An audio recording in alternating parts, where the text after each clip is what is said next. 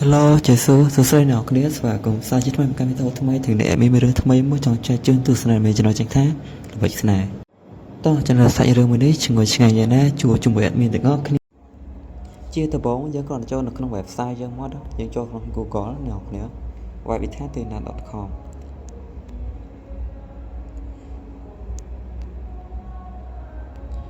នេះយើងវាយមួយយើងនឹងឃើញ website យើងអ្នកគ្នាងាយទេអ្នកគ្នាយើងគ្រាន់តែស្វែងរកតិចមកឃើញអ្នកទាំងគ្នាគាត់ទៅចូលកន្លែង search ឈ្មោះនេះកន្លែង search ឈ្មោះយើងអ្នកគ្នាចូលនេះមានកន្លែង search ឈ្មោះមួយនេះយើងវាយពាក្យថាល្បិចស្នេហ៍នេះវាយជាស៊ីងខ្មែរក៏បានអ្នកគ្នាអត់មានអីដែលយើងគិតថាអូយើងវាយអក្សរខ្មែរក៏បានអង់គ្លេសក៏បានយើងវាយមិនក៏វាចេញដែរអ្នកគ្នានេះអ្នកគ្នានឹងឃើញសាច់រឿងមួយដែលមានចំណងជើងថាល្បិចស្នេហ៍ខាងលើក៏មានដែរអ្នកគ្នាគេមកថាឈ្មោះថាល្បិចស្នេហ៍ឬចាមានតែអេពីសូតទី21អេពីសូតទី19អេពីសូតទី16និយាយទៅសាច់រឿងនេះល្អមើលអ្នកគ្នាអត់មើលរយៈស្នេហ៍ក្រោយហើយម្យ៉ាងវិញទៀតបើសិនជាអ្នកគ្នារកសាច់រឿងអត់ឃើញទេបង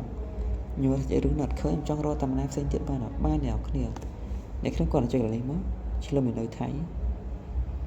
ស្ត្រូទៅខាងក្រោមនឹងឃើញសាច់រឿងរបស់យើងអ្នកគ្នាយើងវានៅក្រោមគេទី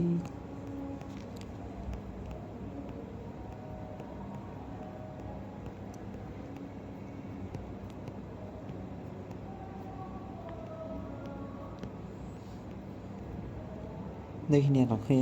នឹងឃើញសាច់រឿងរបស់យើងមួយដែលមានឈ្មោះថាល្បិចស្នេហ៍អរគុណសម្រាប់ការទស្សនាជួបគ្នានៅក្នុងអេពីសូតក្រោយបាយបាយ